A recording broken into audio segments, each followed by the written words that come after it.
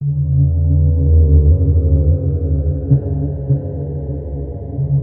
Everyone. तो कैसे हैं आप सभी?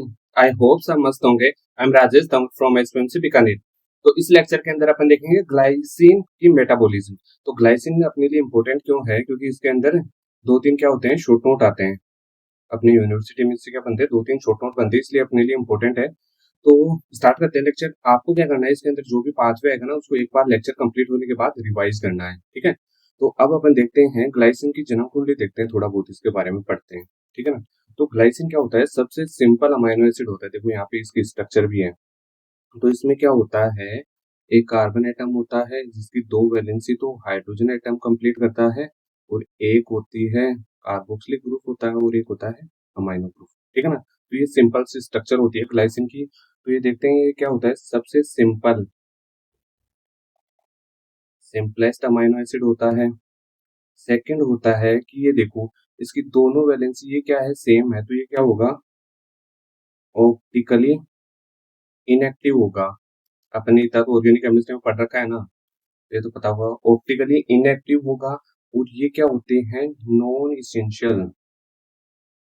ये नॉन इसेंशियल अमाइनो एसिड की कैटेगरी में आता है। और ये नॉन पोलर होता है। सेकंड ये देखो, नॉन पोलर अमाइनो एसिड होता है। और सबसे इम्पोर्टेंट क्या है, ये ग्लूकोजेनिक अमाइनो एसिड है। तो ये ग्लूकोजेनिक क्या होते हैं, जब ये क्या है, एक अमाइनो एसिड है, तो ये नॉन कार्बोहाइड्रेट कंपाउंड है, तो इससे अपन क्या कर सकते हैं, ग्लूकोज का फॉर्मेशन कर सकते हैं। कैसे? ग्लूकोनियोजेनेसिस प्रोसेस के थ्रू, ठीक है ना। तो ये ग्लूकोजेनिक होता है। और ये लास्ट ये क्या होता है, इनहिबिटरी न्यूरोट्रांसमीटर की तरह एक्ट करता है, ठीक है ना। ये इनहिबिटरी न्यूरोट्रांसमीटर की तरह एक्ट करता है। तो ये थी इसके बारे में बेसिक चीजें होगी जो आपको पता होनी चाहिए, ठीक है ना। अब क्या करते हैं, ग्लाइसिन की सिंथेसिस और डिग्रेडेशन के बारे में पढ़ते हैं कि ग्लाइसिन की सिंथेसिस कैसे होती है और अपनी बॉडी में इसका डिग्रेडेशन कैसे होता है। तो ये जब कार्बन डाइऑक्साइड और अमोनियम आयन दोनों मिलेंगे तो ये क्या करवाएंगे, ग्लाइसिन की सिंथेसिस करवाएंगे। तो कौन सा एंजाइम रहेगा इसके लिए रिस्पॉन्सिबल, ग्लाइसिन सिंथेज। तो एक तो ये होगा इसके सिंथेसिस के लिए कि जब कार्बन डाइऑक्साइड और अमोनियम आयन मिलेंगे तो ग्लाइसिन की सिंथेसिस होगी। और सेकंड क्या है, थ्रियोनिन से ग्लाइसिन की सिंथेसिस होगी। और कौन सा एंजाइम करवाएगा, थ्रियोनिन एल्डोलेज करवाएगा। सेकंड ये हो गया। वो थर्ड का क्या होता है, सीरीन से भी ग्लाइसिन की सिंथेसिस होती है। तो जब सीरीन से ग्लाइसिन की सिंथेसिस होगी तो कौन सा एंजाइम करवाएगा, सीरीन हाइड्रोक्सी मिथाइल ट्रांसफरेज करवाएगा। और साथ ही क्या होगा, टेट्राहाइड्रोफोलेट की रिक्वायरमेंट होती है इसके लिए भी। तो ये तीन स्टेप तो क्या करवाते हैं, इस ग्लाइसिन की सिंथेसिस करवाते हैं। अब इसका डिग्रेडेशन कैसे हुआ, तो यहाँ पे देखो ये एरो क्या है, दोनों साइड में है, तो इसका मतलब क्या होगी, ये रिवर्सिबल रिएक्शन है। तो जैसे ही इसकी सिंथेसिस हो रही है वैसा ही ग्लाइसिन का डिग्रेडेशन भी होगा। तो जब ग्लाइसिन का डिग्रेडेशन होता है तो ये किसमें चेंज होगा, CO2 और अमोनियम आयन में चेंज होगा, ठीक है, सिंपल है। तो अब अपने माइंड में ये आता है कि ग्लाइसिन सिंथेज ही तो इसकी सिंथेसिस करवा रहा था, और यही इसका डिग्रेडेशन कैसे करवाएगा। तो ये क्या होता है, ग्लाइसिन सिंथेज एंजाइम क्या होता है, आपकी तरह मल्टी माइंडेड होता है। तो ये क्या करवाता है, जब को एंजाइम की तरह इसके पास टेट्राहाइड्रोफोलेट होगा तो ये अलग तरीके से काम करेगा। जब इसके पास पायरिडोक्सिल फोस्फेट होगा तब ये अलग तरीके से काम करेगा। और NAD प्लस होगा तो ये अलग तरीके से काम करेगा, ठीक है ना। तो ये रंग देख के, सामने वाले को देख के क्या करता है, अपना काम करता है, ठीक है। तो जैसे तुम लोग भी तो करते हो, जैसे कोई पैसे वाला दोस्त होगा तो उसके साथ तुम बढ़िया सी कैफे वैफे में जाओगे, और कोई सिंपल सा गरीब दोस्त होगा तुम्हारे तो थड़ी पे चाय पी के आ जाओगे, ठीक है ना। तो वैसे ही होता है इनके साथ में। एक तो ये हो गया। अब क्या होगा, ग्लाइसिन से सीरीन का फॉर्मेशन भी होगा। तो ये क्या होगा, सारा रिवर्सल हो जाएगा एक तरीके से। और एक स्टेप ये होता है कि ग्लाइसिन से क्या होता है, ग्लाइऑक्सिलेट का फॉर्मेशन होता है। और ये ग्लाइऑक्सिलेट बाद में क्या बनाता है, ऑक्सिलेट बनाता है, ठीक है। तो ये सारा सिंपल सा है इसका डिग्रेडेशन। अब आगे देखते हैं इसके फंक्शन, कि ये ग्लाइसिन होता है, इसके फंक्शन क्या होते हैं, ठीक है ना। तो ये क्या करवाता है, इसके तीन चार फंक्शन है। एक तो क्या है, ये क्या करवाता है, क्रिएटिन की सिंथेसिस करवाता है, सिंथेसिस ऑफ क्रिएटिन। सेकंड क्या है, सिंथेसिस ऑफ हीम। थर्ड क्या करवाता है, सिंथेसिस ऑफ ग्लूटाथायोन।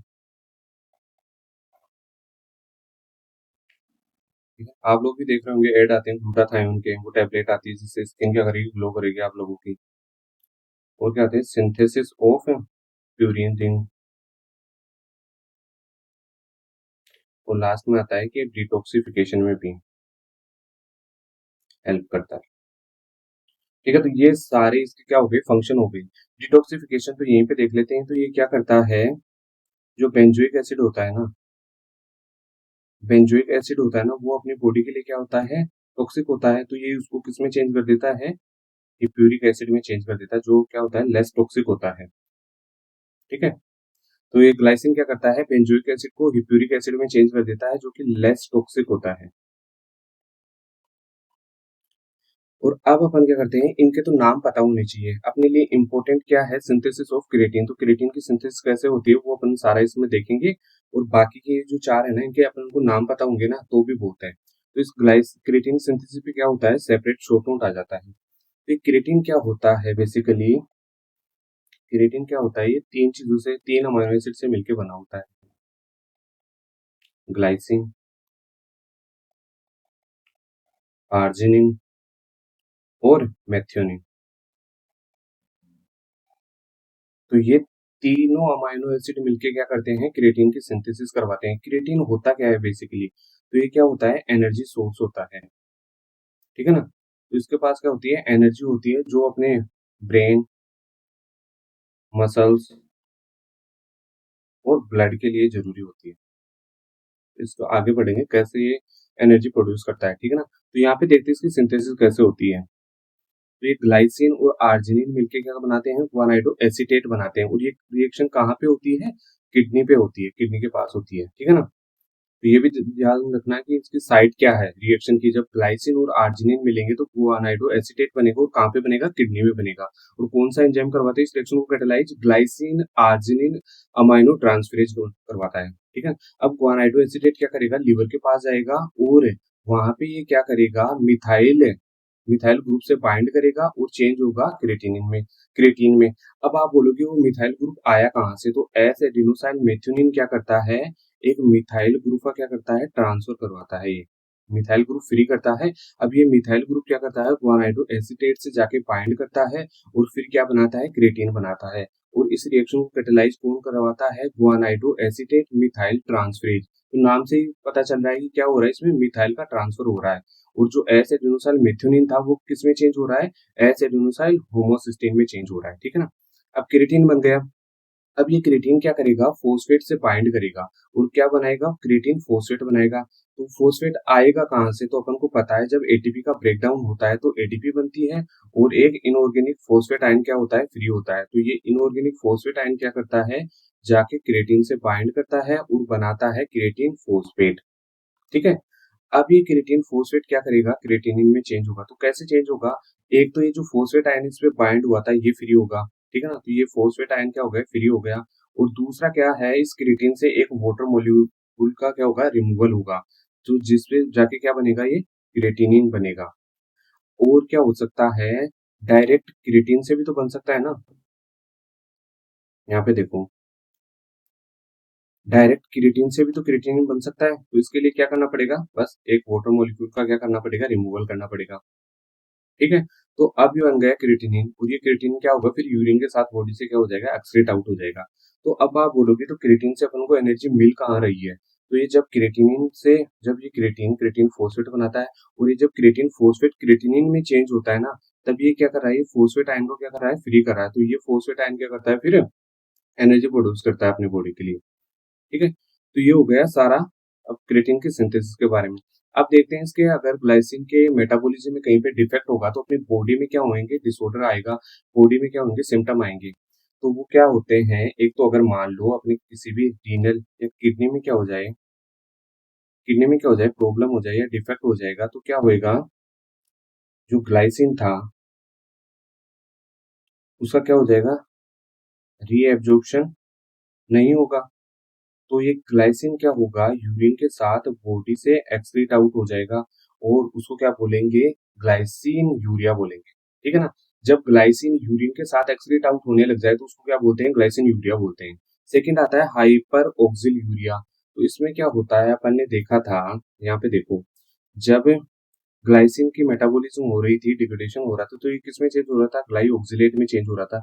और ये ग्लाइओक्सिलेट फिर से किसमें चेंज होता है, ऑक्सिलेट में चेंज होता है। तो ये ऑक्जिलेट क्या करता है, ऑक्जिलेट क्या होते हैं, नॉन सोल्यूबल क्रिस्टल्स होते हैं, ठीक है ना। तो नॉन सोल्यूबल क्रिस्टल्स होते हैं जो कि अपनी बॉडी में जो डिफरेंट डिफरेंट टिश्यू होते हैं ना, उनमें जाके क्या करते हैं, एक्यूमुलेट होने लग जाते हैं, जिसकी वजह से क्या होता है, रीनल स्टोन के क्या होते हैं या किडनी स्टोन के चांस बढ़ जाते हैं। तो ये जो क्या होता है, ऑक्जिलेट बढ़ जाते हैं और ये क्या होते हैं, टिश्यू में जाके एक्यूमुलेट हो जाते हैं और क्या कोज करते हैं, किडनी स्टोन कोज करते हैं, ठीक है ना। ये सिंपल सा है।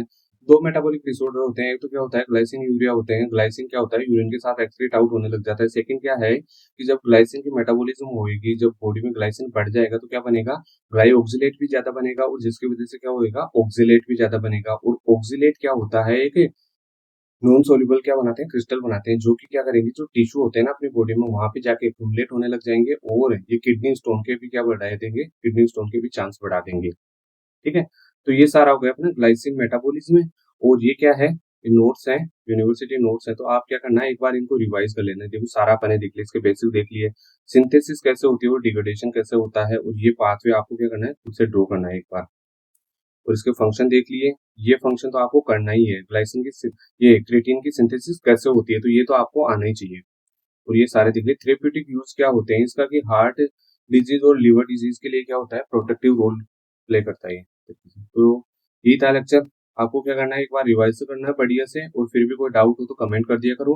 और अगर आपको लेक्चर सही लगते हैं तो क्या करो, लाइक करो, अपने दोस्तों को शेयर करो और चैनल को क्या करो, सब्सक्राइब करो, ठीक है। तो मिलते हैं नेक्स्ट लेक्चर में, थैंक यू।